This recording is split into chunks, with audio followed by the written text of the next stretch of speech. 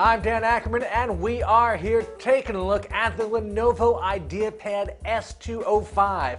Now, when you think of Lenovo, you probably think of those iconic ThinkPad laptops. That's the business line. They actually also have a consumer line of products called ideapad, and we actually like them a lot. They do some really inventive, clever stuff. This S205 is probably not one of the ideapad tentpoles, but it's still a perfectly a workman-like ultra portable. It's got AMD's E350 CPU, which we've seen in a bunch of other systems like HP's DM1Z, which we like a lot. And that lets you get a smaller 11-inch, maybe sometimes a 12-inch laptop that's a little bit more powerful and a little bit more expensive than, let's say, a netbook. But you actually end up with something that you can really use for everyday computing if you're just surfing the web, sending email, doing some light productivity, stuff like that. In this Lenovo version, it's not the least expensive combination of these components that you can get, but you do get that Lenovo attention to detail. The construction is really solid, the design is pretty decent, the hinge is nice and stiff, there's no flex in the keyboard. And speaking of keyboards, Lenovo does some of the best keyboards in the business. In this case, it looks at first glance like a flat key island style keyboard, but what they do is they extend the bottom of each key out. They bow it out just a little bit. That actually helps you not miss the edge of the keys if you're doing fast typing, and on a small keyboard like this, it's easy to sort of overshoot and miss the key you're going for. I think the only things that aren't perfect about this keyboard are the tab key is a little short, and they stick the function key over here in the corner, so if you're used to hitting like control something to do a keyboard shortcut, you may hit the function key instead.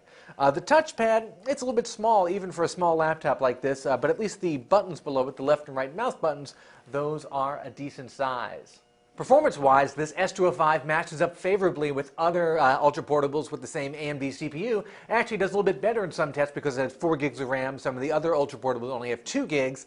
One thing that drove me a little crazy, however, was the amount of adware and bloatware that comes pre-installed on the desktop. One particularly egregious offender is this software dock up here. It looks like the software dock you might get on a Dell or another brand of laptop, but pretty much all these buttons up here are just adware buttons that get you to buy software and services. I'm really not sure what purpose this Lenovo Smile dock serves. I would just delete it as quickly as humanly possible.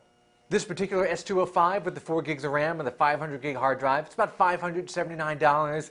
That's pretty close to maybe the $600 point where you want to start looking for a more full-size, full-power, full-featured laptop. You can, however, knock down some of the specs or look at some other brands and get it for about $100 less. In fact, Lenovo right now has a limited time deal on an even better configuration of this for $499. If you're interested in the S205, that's definitely the one I would look at. You can find it on Lenovo's website. I'm Dan Ackerman, and that is the Lenovo IdeaPad S205. Hey guys, Brian Tong here, and if you're looking to see the top dogs in tech face off, then you need to watch CNET's Prize Fight. We'll throw touchscreen phones in the ring, reignite the console wars, battle web browsers, and more. So you can find it all at cnet.com/prizefight, and I'll see you there. Whoop-ah!